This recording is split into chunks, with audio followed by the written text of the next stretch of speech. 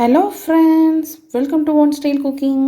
நாம் இன்றைக்கி பார்க்க போகிற ரெசிபி என்னென்னு பார்த்தீங்கன்னா, ரொம்பவே டேஸ்டியான, ஹெல்த்தியான, ரொம்பவே ஃப்ளேவரான ஒரு வெரைட்டி ரைஸ் ரெசிபி தாங்க. இந்த சாதம் வந்து பார்த்திங்கன்னா நம்ம ஈஸியாக செஞ்சிடலாம். லஞ்ச் பாக்ஸ்க்கு, குழந்தைங்களுக்கு, நம்ம ஹஸ்பண்ட் கூட ஆஃபீஸ் கூட இந்த மாதிரி செஞ்சு கொடுக்கலாம். என்னென்னு பார்த்தீங்கன்னா முருங்கைக்காய் சாதம் தாங்க. முருங்கைக்காய் பருப்பு சாதம். வாங்க எப்படி ஈஸியாக, டேஸ்டியாக, நல்லா ஃப்ளேவர்ஃபுல்லாக செய்யலாங்கிறத பார்க்கலாம். வீடியோக்குள்ளே போகிறதுக்கு முன்னாடி கீழே உள்ள ரெட் கலர் சப்ஸ்கிரைப் பட்டனை கிளிக் பண்ணுங்கள். கூடவே பக்கத்தில் உள்ள பெல் ஐக்கானையும் கிளிக் பண்ணுங்கள். அப்போ தான் நான் போடுற வீடியோ எல்லாமே உடனுக்குடன் உங்களுக்கு தெரிய வரும். வாங்க இப்போ வீடியோக்குள்ளே போகலாம். முருங்கைக்காய் பருப்பு சாதம் பண்ணுறதுக்கு ஃபஸ்ட்டு ஒரு குக்கரில் கொஞ்சமாக ஆயில் சேர்த்துக்கலாம். ஆயில் நல்லா சூடானதும் கொஞ்சமாக கடுகு உளுந்தம் பருப்பு சேர்த்துக்கோங்க. இது கூடவே கொஞ்சம் ஜீரகம் சேர்த்துக்கலாம்.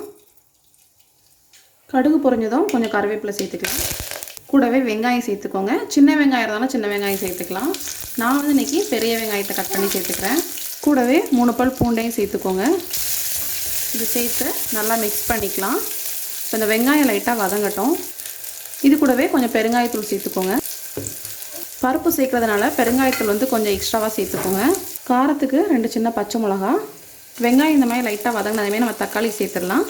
தக்காளி வந்து பார்த்திங்கன்னா நான் ஒரு தக்காளி சேர்க்குறேன். குவான்டிட்டிக்கு ஏற்றாலும் நீங்கள் எல்லாத்தையும் இன்க்ரீஸ் பண்ணிக்கோங்க. நான் வந்து இன்றைக்கி 2 பேர் சாப்பிட்ற மாதிரி தான் இன்றைக்கி செய்ய போகிறேன். தக்காளி எல்லாம் சேர்த்து நல்லா மிக்ஸ் பண்ணிக்கோங்க. இப்போ அந்த தக்காளி லைட்டாக வதங்கணும். இப்போ வதங்கும் போது ஒரு 1/2 டீஸ்பூன் போல் மஞ்சள் தூள் சேர்த்துக்கலாம். அதே மாதிரி காரத்துக்கு ஏற்றால மிளகாத்தூளும் சேர்த்துக்கோங்க. நான் 2 பச்சை மிளகா சேர்த்துருக்கேன். கொஞ்சமாக வந்து ஒரு 1/2 டீஸ்பூன் கிட்ட மிளகாத்தூள் சேர்த்துக்கிறேன். இதுக்கு வந்து ரொம்ப ஸ்பைஸியாக இருந்தால் அந்தளவுக்கு நல்லா இருக்காது பருப்பு சாதங்கிறதுனால கொஞ்சம் ஸ்பைசி கம்மியாகவே சேர்த்துக்கோங்க. இப்போ அந்த தக்காளி மட்டும் லைட்டாக நம்மளுக்கு வதங்கணும். இப்போ பார்த்திங்கன்னா தக்காளி வந்து நல்லா வதங்கிடுச்சு. இந்தளவு வதக்கிக்கோங்க. இதுக்கப்புறம் நம்ம தண்ணி சேர்த்துடலாம். இப்போ நம்ம வந்து அரிசி பருப்பெல்லாம் சேர்க்க போகிறோம்.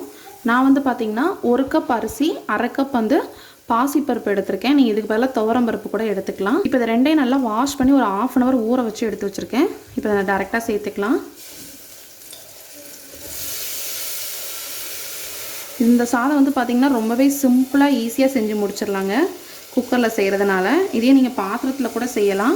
முருங்கைக்காயெல்லாம் சேர்த்து செய்கிறதுனால ரொம்ப நல்லாயிருக்கும். முருங்கைக்காய் வந்து நம்ம ஆயிலே சேர்த்து வதக்கி செய்யலாம். ஆனால் அரிசி பருப்பு வேகிறத விட முருங்கைக்காய் வந்து சீக்கிரம் வெந்துருங்கிறதுனால நம்ம கடைசியாக சேர்க்க போகிறோம். இப்போ இதில் தண்ணி சேர்த்துக்கலாம். தண்ணி வந்து பருப்பு அரிசி 2க்கும் சேர்த்து சேர்க்கணும். 2ம் சேர்த்து 1/2 கப்பு. ஸோ 1க்கு 2ங்க கணக்கில் 3 கப் அளவு தண்ணி வந்து எடுத்து வச்சுருக்கேன். அதை சேர்த்துக்கலாம். நல்லா மிக்ஸ் பண்ணியாச்சு. இப்போ நம்ம இதுக்கு தேவையான உப்பெல்லாம் சேர்த்துக்கலாம். சாதத்துக்கு தேவையான உப்பு சேர்த்துக்கோங்க. உப்பு சேர்த்து இப்போ லைட்டாக ஒரு கொதி வரட்டும். கொதி வந்ததுக்கப்புறம் நம்ம அடுத்தலாம் ஆட் பண்ணிக்கலாம். தண்ணி ஊற்றி நல்லா கொதி வந்துருச்சு. இந்த ஸ்டேஜில் நம்ம முருங்கைக்காய் ஆட் பண்ண போகிறோம். இதில் நான் 2 பிஞ்சு முருங்கைக்காவை கட் பண்ணி எடுத்து வச்சுருக்கேன். அதை சேர்த்துக்கலாம். முருங்கைக்காய் வந்து நல்லா இலை முருங்கைக்காவாக இருந்தால் நல்லா உங்களுக்கு சாதம் நல்லா வாசனையாக இருக்கும். இது கூடவே பார்த்திங்கன்னா கொஞ்சம் கொத்தமல்லி இலையும் நல்லா ஃபைனாக நறுக்கி சேர்த்துக்கோங்க. அவ்வளோதாங்க. இப்போ குக்கர் மூடி 2 விசில் விட்டு எடுத்தோம்னா நம்மளுக்கு சாதம் சூப்பராக ரெடி ஆயிரும். 2 விசில் அடித்ததும் ஸ்டீம் அடங்கினதும் ஓப்பன் பண்ணி பார்க்கலாம். இப்போ ஸ்டீம் எல்லாம் அடங்கிடுச்சு. ஓப்பன் பண்ணி பார்க்கலாம்.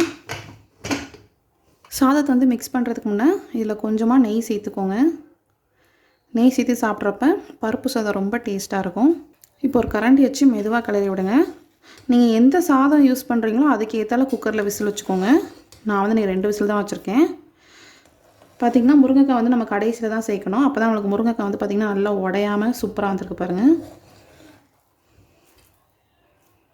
ரொம்பவே டேஸ்டியான, ஹெல்த்தியான, நல்ல ஃப்ளேவரான முருங்கைக்காய் சாதம் ரெடி ஆகிடுச்சு. கண்டிப்பாக நீங்களும் இந்த ரெசிபி வீட்டில் ட்ரை பண்ணி பாருங்கள். இந்த ரெசிபி பிடிச்சிருந்துச்சுன்னா நம்ம சேனலை லைக் பண்ணுங்கள், ஷேர் பண்ணுங்கள், சப்ஸ்கிரைப் பண்ணுங்கள். இந்த வீடியோ பற்றின கமெண்ட்ஸையும் மறக்காமல் கமெண்ட் பண்ணுங்கள். தேங்க்யூ.